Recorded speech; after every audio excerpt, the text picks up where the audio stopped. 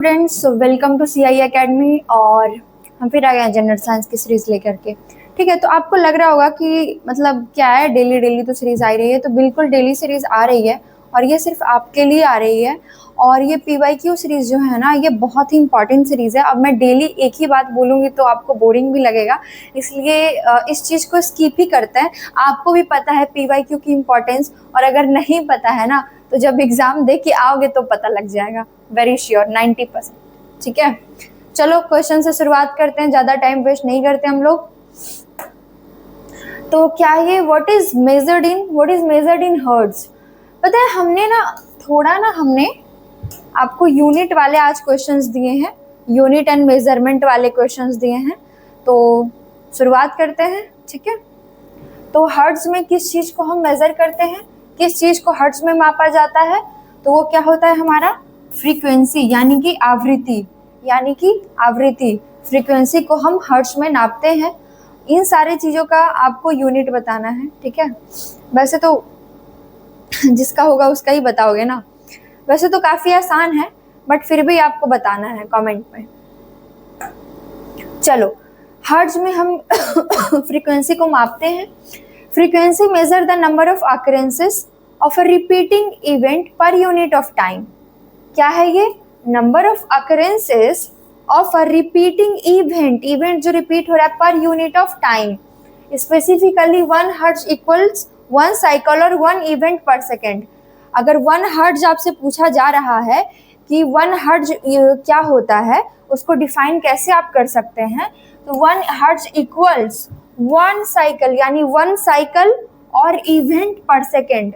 1 पूरा एक cycle, 1 cycle और जो इवेंट हुआ वो पर सेकेंड। ठीक है, मतलब कि हम टाइम को रिस्पेक्टली टाइम को लेकर के चल रहे हैं। तो क्या हो जाएगा? 1 साइकिल और इवेंट पर सेकेंड। ठीक है, हम ऐसे डिनोट कर सकते हैं। For references energy and heat are measured in joule. अच्छा, मैंने ये बता दिया, बट ये आपको कमेंट में बताना था। चलो कोई नहीं, ये तो बहुत ही आसान था। चलो, आवृत्ति की ऐसी इकाई है हर्ट्ज। हमने देखा आवृत्ति समय की प्रति इकाई किसी दोहराई जाने वाली घटना यानी कि रिपीटिंग इवेंट्स, जाने वाली घटना के घटित होने की संख्या को मापती है। करेक्ट। विशेष रूप से एक हर्ट्ज ये आपका डिफिनेशन हो जाता है किसका? हर्ट्ज का। अगर आपसे पूछा जाए तो कि 1 हर्ट्ज अगर इक्वल्स टू क्या होगा, तो 1 हर्ट्ज इक्वल्स टू 1 हर्ट्ज एक चक्र या घटना प्रति सेकेंड के बराबर होता है। ठीक है, संदर्भ के लिए ऊर्जा, चलो ऊर्जा और ऊष्मा का तो आपको पता ही है, यूनिट की जूल हो जाएगा, यानी एनर्जी और हीट का। हमने हर्ट्ज किसका देख लिया? आवृत्ति का देख लिया। अगर 1 हर्ट्ज पूछे इक्वल्स टू तो क्या होता है? तो 1 हर्ट्ज एक चक्र या घटना प्रति सेकेंड के बराबर होता है। ठीक है, body temperature is regulated by, शरीर का तापमान किसके द्वारा नियंत्रित किया जाता है? ये आपका जो क्वेश्चन है ना, ये आपका क्वेश्चन जो है ना, ये आपके ब्रेन के पार्ट से है। आपने ब्रेन का पूरा पार्ट अगर आपने पढ़ा होगा, हिंड ब्रेन, मिड ब्रेन, है ना, और सारे उसके पार्ट्स के बारे में आपने जाना होगा, तो आपको समझ में आएगा ये। ठीक है,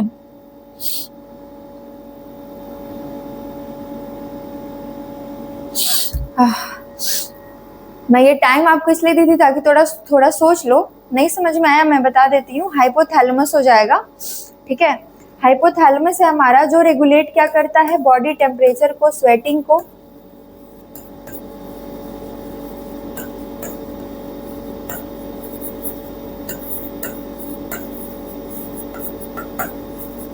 स्वेटिंग, इन सब चीजों को कौन नियंत्रित कर रहा है?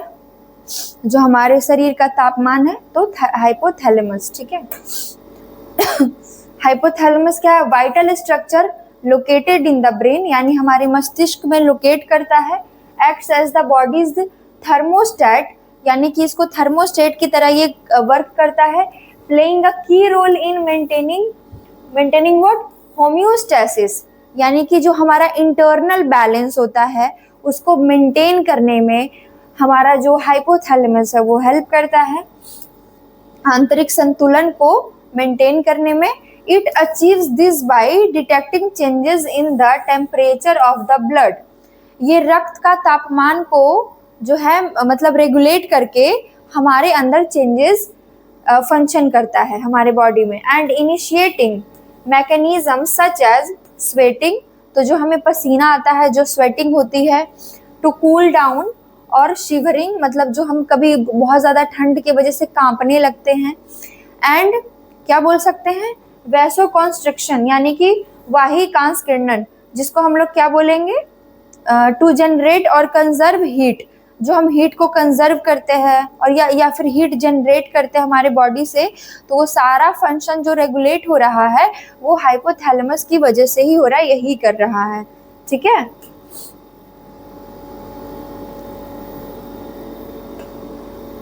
चलो, the device to measure electric current, विद्युत प्रवाह मापने वाला उपकरण कौन सा है? तो विद्युत प्रवाह से आपसे पूछा गया है क्वेश्चन। अभी यहाँ पे ना, यहाँ का आंसर तो आपको पता है कि एमीटर होगा इसका आंसर, ठीक है, लेकिन ये मेजरमेंट है, ये मेजरमेंट है ना, एक आपका यूनिट हो जाता है और यूनिट क्या हो जाता है, एम्पियर। ठीक है, तो दोनों में अंतर है ना, तो ये चीजें आसान है, लेकिन मतलब आपको कंफ्यूज करके या जल्दीबाजी में या हड़बड़ाहट में गलत करवा सकता है। तो ये सब थोड़ा फोकस करके इजी क्वेश्चंस भी ना आराम से क्वेश्चन पढ़ के, ऑप्शन पढ़ के ही लगाना, ये नहीं कि जल्दी जल्दी में इजी क्वेश्चन को भी गलत करके आ जाना। ठीक है, एक्सप्लेनेशन देख लेते हैं। एमीमीटर क्या है? तो ये एक इंस्ट्रूमेंट है, एक डिवाइस है ना, जो मेजर करता है हमारे इलेक्ट्रिक करंट को, जो सर्किट में होता है, which is connected in series in the circuit to ensure all the current flows through it. ठीक है, वोल्ट मीटर का क्या काम है? वोल्ट मीटर का, तो वोल्ट मीटर मेजर क्या कर रहा है? पोटेंशियल डिफरेंस को। पोटेंशियल डिफरेंस आपने पढ़ा ही होगा, है ना, यानी कि वोल्टेज जो होता है हमारा उसका बिटवीन 2 पॉइंट्स। पोटेंशियोमीटर का क्या काम होता है? पोटेंशियोमीटर जो होता है वो मेजर करता है पोटेंशियल डिफरेंस को और भी ज्यादा एक्यूरेटली और टू कंपेयर ईएमएफ्स। ठीक है, और volt meter is also used in electrolysis to measure the charge. ठीक है, तो बेसिकली आपको याद रखना है एमीमीटर जो है वो आपका यूज किस लिए हो रहा है? इलेक्ट्रिक करंट को मेजर करने के लिए। फिर आपका क्या है दूसरा? वोल्ट मीटर है, वो मेजर हो रहा है आपका वोल्टेज के लिए। तीसरा आपका है पोटेंशियोमीटर, जो आपका यूज किया जा रहा है मेजर करने के लिए क्या? पोटेंशियल डिफरेंस को। ठीक है, चलो देख लो, सेम ही बात लिखी हुई है। वोल्ट मीटर दो बिंदुओं के बीच संभावित अंतर यानी कि वोल्टेज को मापता है। पोटेंशियोमीटर जो है वो उपयोग संभावित अंतर का अधिक सटीक रूप से मापने या ईएमएफ की तुलना करने के लिए किया जाता है। ठीक है, संभावित अंतर यानी कि पोटेंशियल डिफरेंस। ठीक है, चलो, the unit of electric power, the unit of electric power बताओ।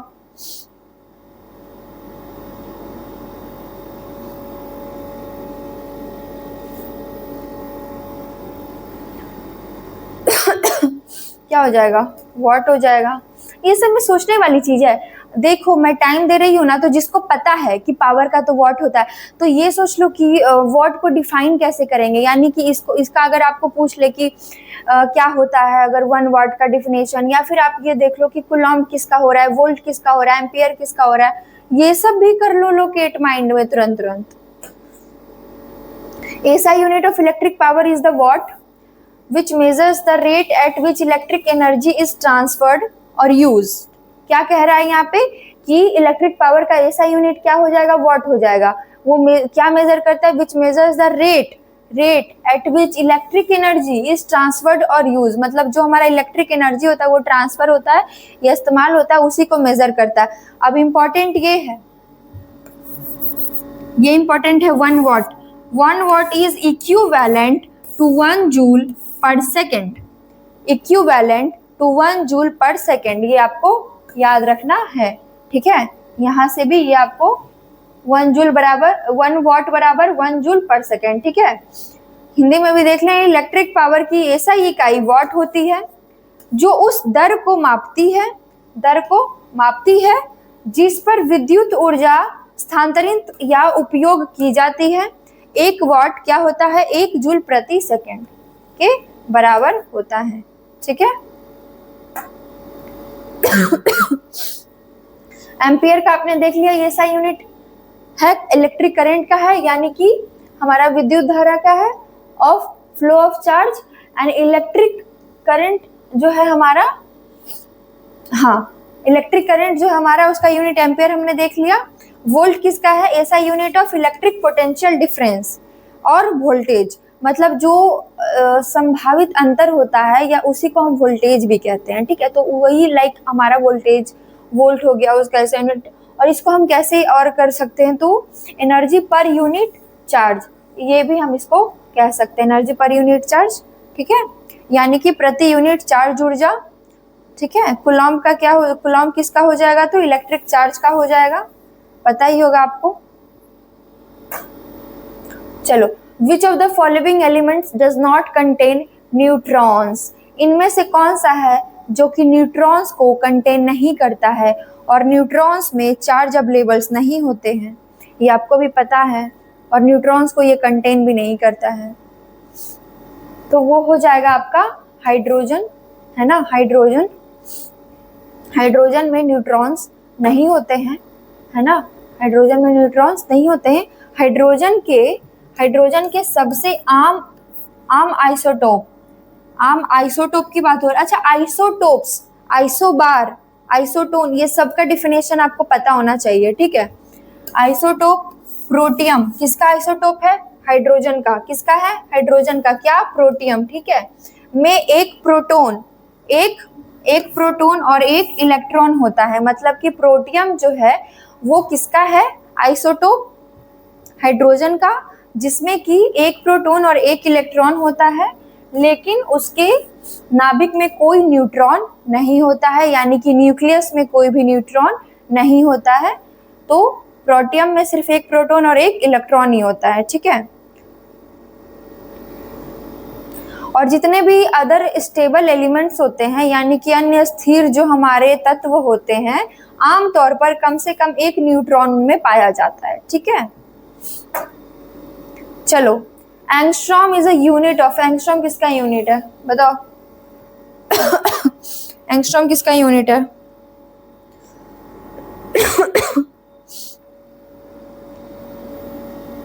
एंगस्ट्रॉम किसका यूनिट है।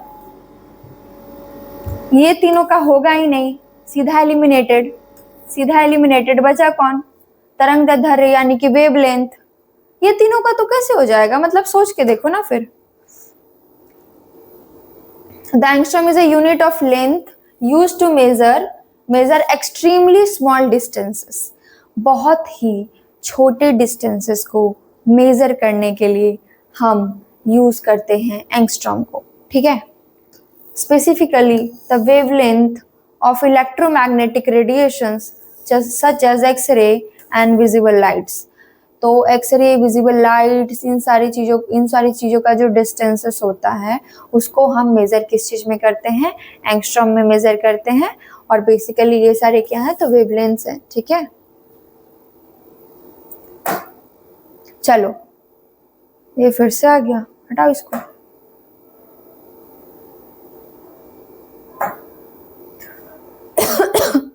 Who discovered DNA? Who discovered DNA?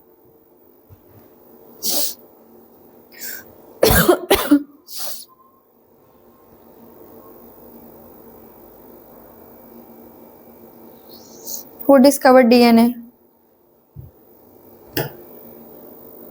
James Watson and Francis Crick.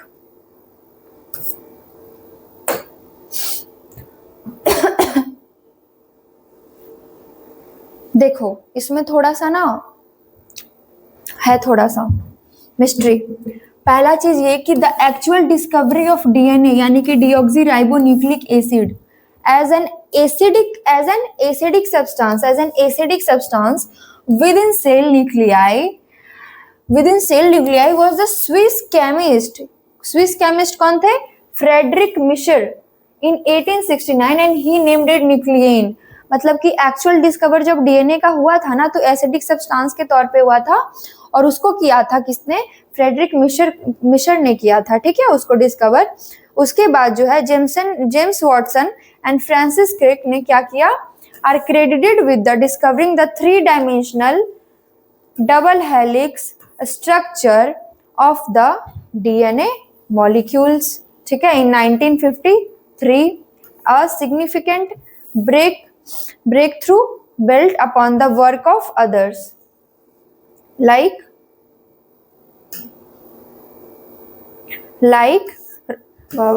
दिमाग खराब हो रहा है मेरा इससे तो, like Rosalind Franklin and Morris Wilkins, ठीक है।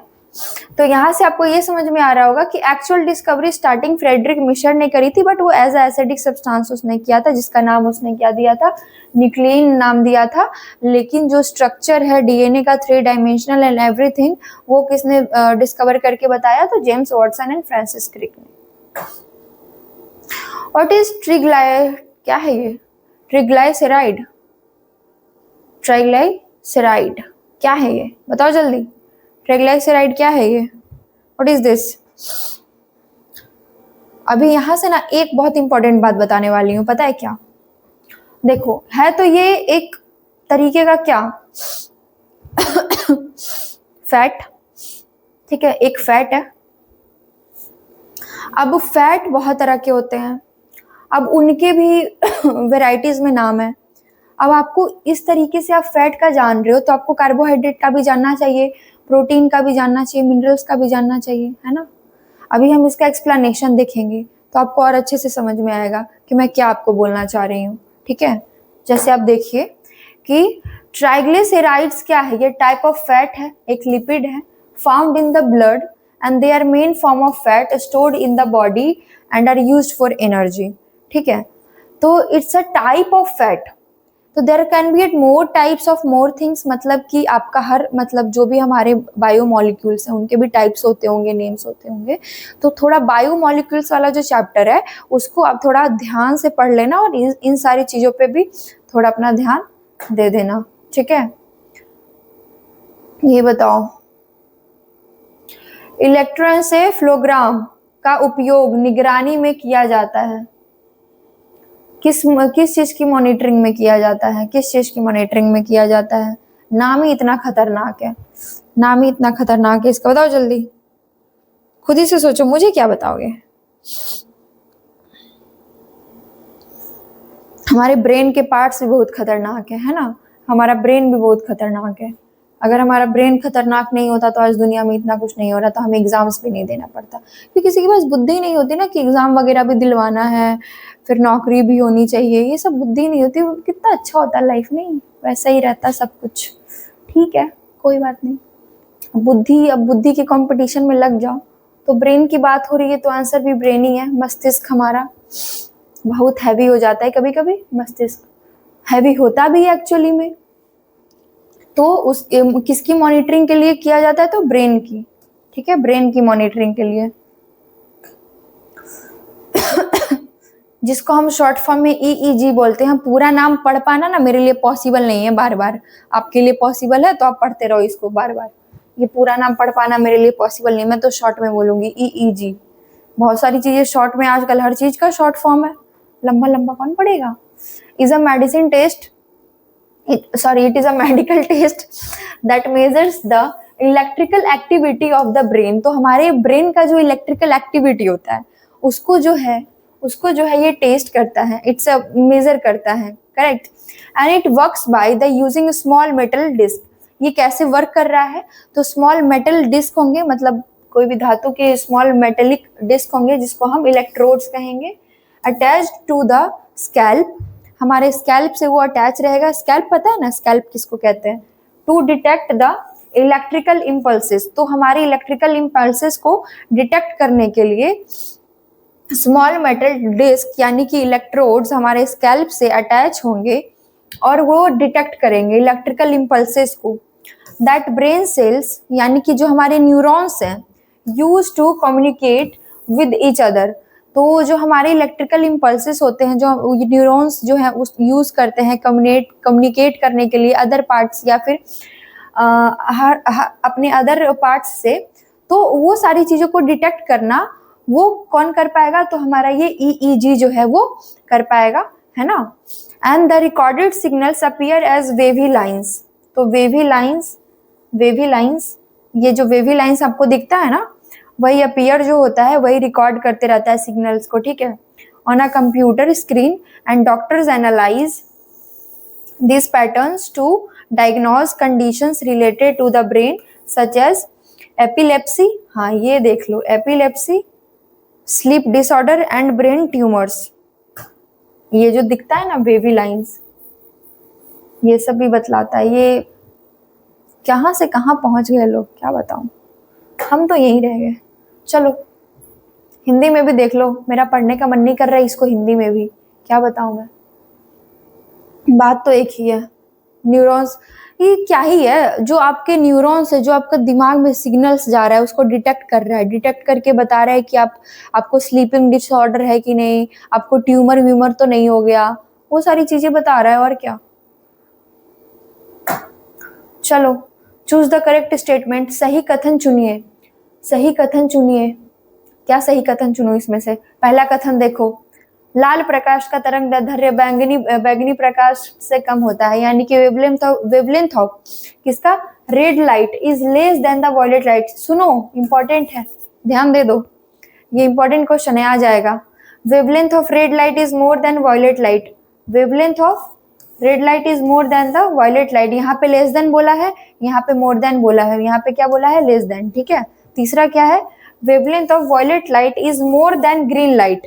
अब यहाँ वॉयलेट और ग्रीन की बात होने लग गई, तो इसमें मोर बोला है, किसमें, वॉयलेट में, और ग्रीन में वेवलेंथ हम देख रहे हैं जिसमें कि इसमें मोर बोला है। Wavelength of yellow light is more then yellow, ये क्या है, छोड़ो इसको हटा दो।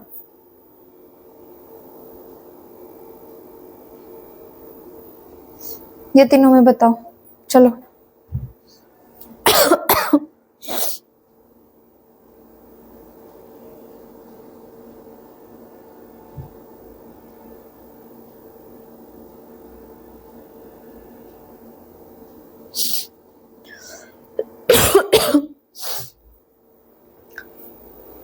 आसान सा है ये, कहाँ गया, ये हो जाएगा आपका करेक्ट। अच्छा बताओ,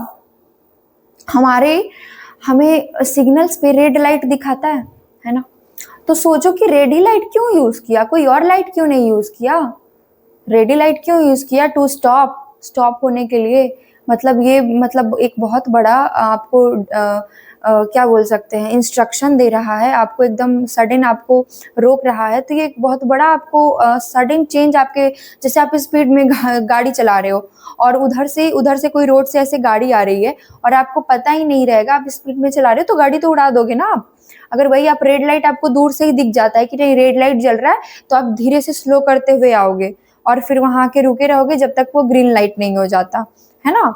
तो रेड लाइट क्यों हमें रेड लाइट ही लगाया गया वहां पे, जो आपको दूर से भी दिख सके, जिसकी वेवलेंथ ज्यादा होगी, यानी उसकी वेवलेंथ ज्यादा होती है, इसीलिए उसको यूज किया जाता है, ठीक है।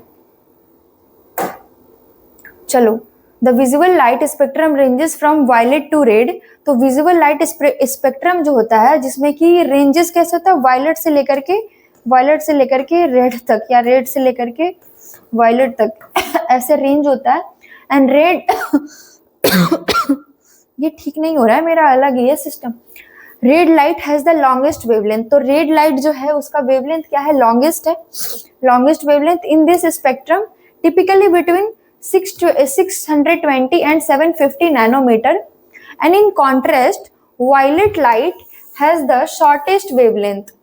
तो वायलेट लाइट का शॉर्टेस्ट वेवलेंथ होता है, इसीलिए हमें मतलब ज्यादा ये बोल सकते हैं स्प्रेडेड होता है, and usually between 380 and 450 nm, ठीक है।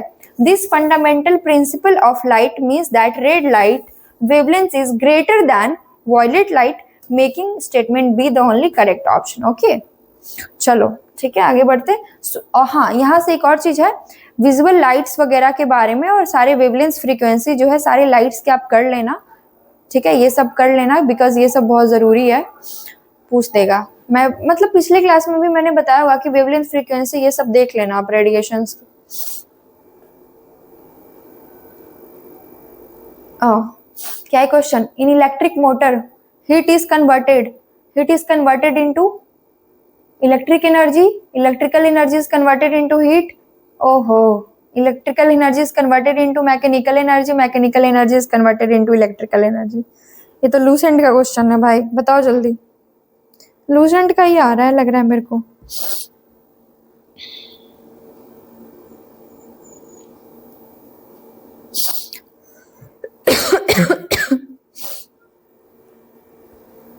क्या हो जाएगा? मोटर की बात हो रही है, इलेक्ट्रिक मोटर की बात हो रही है, इलेक्ट्रिक मोटर की बात हो रही है, तो क्या हो जाएगा? अरे यार क्या हो रहा है मेरे आंख में? Electrical energy is converted into mechanical energy, यानी कि विद्युत ऊर्जा को यांत्रिक ऊर्जा में परिवर्तित किया जाता है।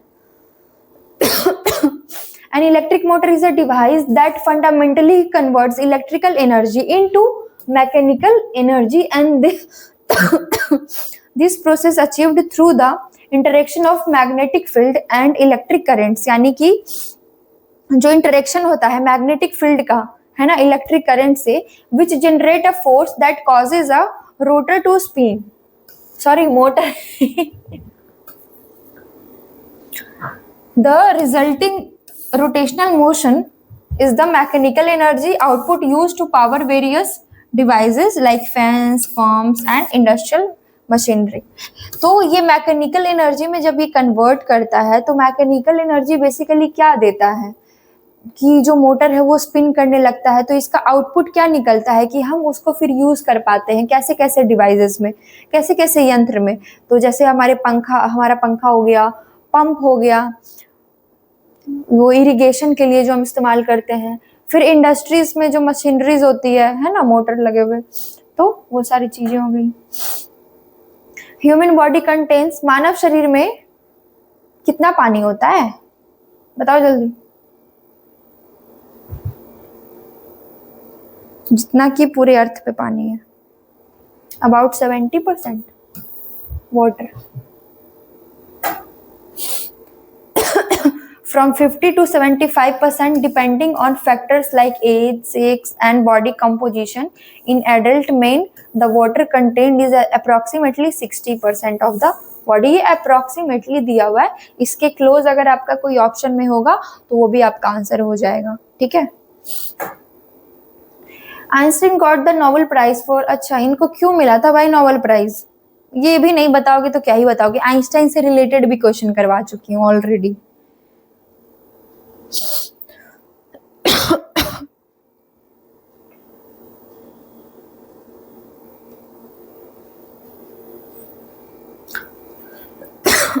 तो नोबेल प्राइज इनको किसने मिला था? फोटो इलेक्ट्रिक इफेक्ट के लिए, यानी कि प्रकाश विद्युत प्रभाव के लिए, ठीक है। रिलेटिविटी मत सोच लेना, photo electric effect. Albert Einstein was awarded the Nobel prize in physics in कब? 1921 में, ठीक है। In his services to theoretical physics and specially for his discovery of the law of photoelectric effect, and this work was pivotal in establishing quantum theory, है ना। Albert Einstein को 1921 में भौतिकी में, किसमें? भौतिकी सब्जेक्ट नहीं विषय, मतलब सब्जेक्ट बोलते बोलते ना ऐसा लगे सब्जेक्ट, अभी विषय बोलने में अलग ही। भौतिकी में नोबेल पुरस्कार सैद्धांतिक भौतिकी के लिए उनकी सेवाओं और विशेष रूप से प्रकाश विद्युत प्रभाव के नियम की खोज के लिए प्रदान किया गया था। और यह कार्य क्वांटम सिद्धांत की स्थापना में महत्वपूर्ण था। पता है इंग्लिश पढ़ने में ना, मतलब वो फ्लो में पढ़ दिया, ठीक है। अब हिंदी वाला जो एक्सप्लेन करना होता है ना भाई, देखना होता है शब्द, देखो तुम क्या है। मुझे तो ऐसा लगता है ना, Hindi is more and more difficult than English, literally. The powerhouse of the cell. चलो यहाँ एक क्वेश्चन है, यहाँ एक आपको मैं एक वर्क दे रही हूँ, कर लेना। क्या वर्क है आपको बताना है।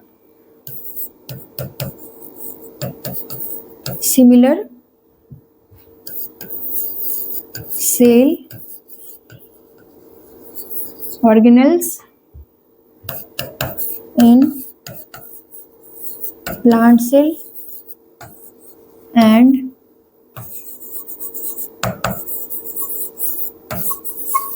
Animal cell.